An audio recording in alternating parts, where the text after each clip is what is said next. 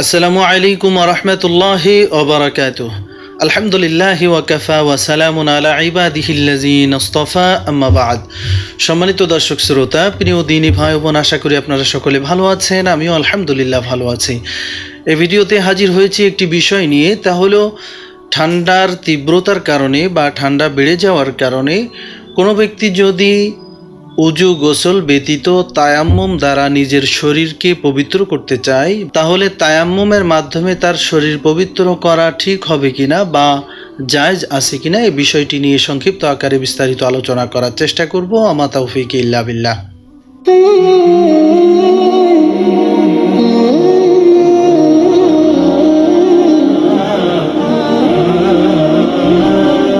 তো তায়াম্মুম হলো আল্লাহ সুবহানাহু ওয়া তাআলার পক্ষ থেকে বান্দাবান্দির জন্য একটি বিশাল নিয়ামত।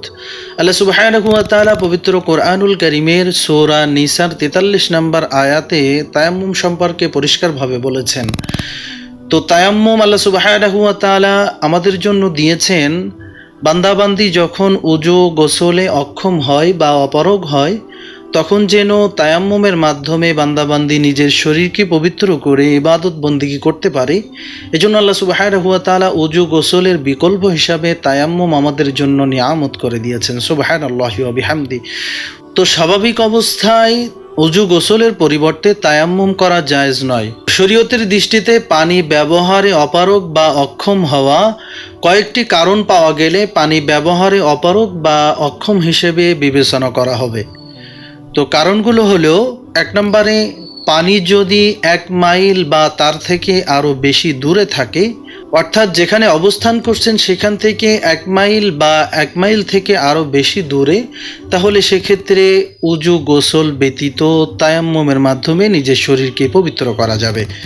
2 নম্বর, পানি ব্যবহার করলে প্রাণহানি, অঙ্গহানি, মারাত্মক রোগে আক্রান্ত বা রোগ বেড়ে যাওয়ার আশঙ্কা থাকলে সেক্ষেত্রে উজু গোসল ব্যতীত তায়াম্মুমের মাধ্যমে শরীরকে পবিত্র করা যাবে। 3 নম্বর, পানি ব্যবহার করে উজু গোসল করলে খাওয়ার পানির সংকট তৈরি হওয়ার পরিস্থিতি থাকলে, যদি এরকম আশঙ্কা হয় যে গোসল করে ফেললে বা উজু করে ফেললে খাওয়ার পানি আর অবশিষ্ট থাকবে না, তাহলে সেক্ষেত্রে তায়াম্মুমের মাধ্যমে শরীরকে পবিত্র করা যেতে পারে।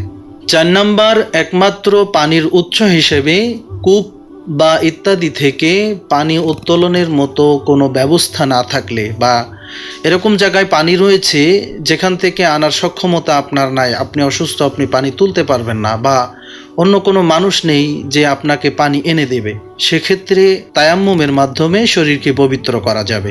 5 নম্বর, পানির ব্যবস্থা যেখানে রয়েছে সেখানে যদি আপনি পানি আনতে যান, তাহলে শত্রু বা হিংস্র পশু পাখির আক্রমণের আশঙ্কা যদি থাকে, যদি এরকম হয় যে যেখানে পানির ব্যবস্থা রয়েছে সেখানে পানি আনতে গেলে শত্রু আপনার উপরে অতর্কিতভাবে হামলা চালাবে, আক্রমণ করবে, বা হিংস্র বন্যপ্রাণী আপনার উপরে আক্রমণ করবে, বাঘ ভাল্লুক এভাবে যত হিংস্র প্রাণী আছে, এরকম আশঙ্কা যদি থাকে, তাহলে সেক্ষেত্রে উজু গোসল ব্যতীত তায়াম্মুমের মাধ্যমে পবিত্রতা অর্জন করা যাবে। 6 নম্বর, ঈদ বা জানাজা নামাজে উজু করতে গেলে জামাত ছুটে যাওয়ার আশঙ্কা দেখা দিলে বা আশঙ্কা থাকলে, আপনি নিশ্চিত বুঝে গেছেন যে আপনি এখন উজু করতে গেলে বা গোসল করতে গেলে আপনার ঈদের জামাত ছুটে যাবে বা জানাজা নামাজের জামাত ছুটে যাবে, সেক্ষেত্রে উজু গোসল ব্যতীত অল্প সময়ে তায়াম্মুম করে নিজের শরীরকে পবিত্র করে সেখানে শরীক হওয়া যাবে। কেননা জানাজা এবং ঈদের জামাত শেষ হয়ে গেলে এই 2 জামাত কাজা করা যায় না। তো আমরা বুঝতে পারলাম এই 6টি শর্তের মধ্য থেকে যে কোনো একটি যদি পাওয়া যায়, তাহলে শুধুমাত্র সেক্ষেত্রে তায়াম্মুম জায়েজ, উজু গোসলের ব্যতীত তায়াম্মুমের মাধ্যমে শরীরকে পবিত্র করা যাবে।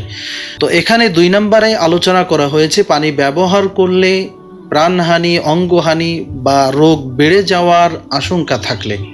তো আমাদের আলোচ্য বিষয় হলো শীতের তীব্রতা বেড়ে যাওয়ার কারণে বা ঠান্ডা বেড়ে যাওয়ার কারণে উজু গোসলের বিকল্প হিসেবে তায়াম্মুমের মাধ্যমে শরীরকে পবিত্র করা যাবে কিনা। তো সাধারণত ঠান্ডা বেড়ে যাওয়ার কারণে বা শীতের তীব্রতা বেড়ে যাওয়ার কারণে উজু গোসল ব্যতীত তায়াম্মুম করা জায়েজ নয়। হ্যাঁ, আপনার যদি ঠান্ডাজনিত কোনো অসুস্থতা থাকে, যেমন ঠান্ডা পানি ব্যবহার করলে বা শীতের তীব্রতা বেড়ে যাওয়ার কারণে আপনার সেই রোগগুলো বেড়ে যাচ্ছে, তাহলে করণীয় হলো ঠান্ডা পানির বিকল্প হিসাবে গরম পানি ব্যবহার করা। গরম পানি ব্যবহার করলে যদি আপনার সেই অসুস্থতা আর বেড়ে না যায়, তাহলে ঠান্ডা পানির বিকল্প হিসাবে আপনাকে গরম পানির মাধ্যমে উযু গোসল সম্পূর্ণ করতে হবে। আর যদি দেখা যায় যে ঠান্ডা পানি ব্যবহার করলেও রোগ বেড়ে যাচ্ছে, গরম পানি ব্যবহার করলেও রোগ বেড়ে যাচ্ছে, এক কথায় পানি ব্যবহার করলেই আপনার অসুস্থতা বা রোগ বেড়ে যাচ্ছে, তাহলে সেক্ষেত্রে একজন মুসলিম অভিজ্ঞ, ইসলামের গুরুত্ব সম্পর্কে জ্ঞান রাখে এরকম একজন অভিজ্ঞ মুসলিম চিকিৎসকের পরামর্শক্রমে সে যদি পরামর্শ দেয় যে ঠান্ডা পানি বা গরম পানি কোনো পানি ব্যবহার করা যাবে না, কারণ এই পানি ব্যবহার করলে আপনার রোগ বেড়ে যাবে, তাহলে শুধুমাত্র সেক্ষেত্রে উযু গোসল ব্যতীত তায়াম্মুমের মাধ্যমে শরীরকে পবিত্র করা যেতে পারে। আর তায়াম্মুমের নিয়ম হচ্ছে মনে মনে সংকল্প করতে হবে, নিয়ত করতে হবে যে আমি এখন মাটি বা মাটি জাতীয় বস্তুর মাধ্যমে পবিত্রতা অর্জন করতেছি, এরকম মনে সংকল্প করে এরপরে পাক মাটিতে হাত মেরে মুখমণ্ডল, সমস্ত মুখমণ্ডল একবার মাসেহ করতে হবে। এরপরে আবার পাক মাটিতে হাত মেরে দোনো হাতের কনুই পর্যন্ত একবার মাসেহ করতে হবে। তো আশা করি আমরা সকলে বুঝতে পেরেছি কখন উযু গোসল ব্যতীত তায়াম্মুম করা জায়েজ আছে। আল্লাহ সুবহানাহু ওয়া তাআলা আমাদের সকলকে আমল করার তৌফিক দান করুন, আমিন। শেষ করার আগে সকলের কাছে একটি অনুরোধ, ভিডিওতে একটি লাইক এবং সম্ভব হলে মন্তব্যের ঘরে আপনার গুরুত্বপূর্ণ মন্তব্য পেশ করতে পারেন।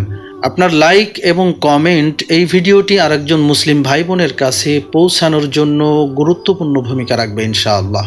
জাযাকাল্লাহু খাইরান। আসসালামু আলাইকুম ওয়া রাহমাতুল্লাহি ওয়া বারাকাতুহু।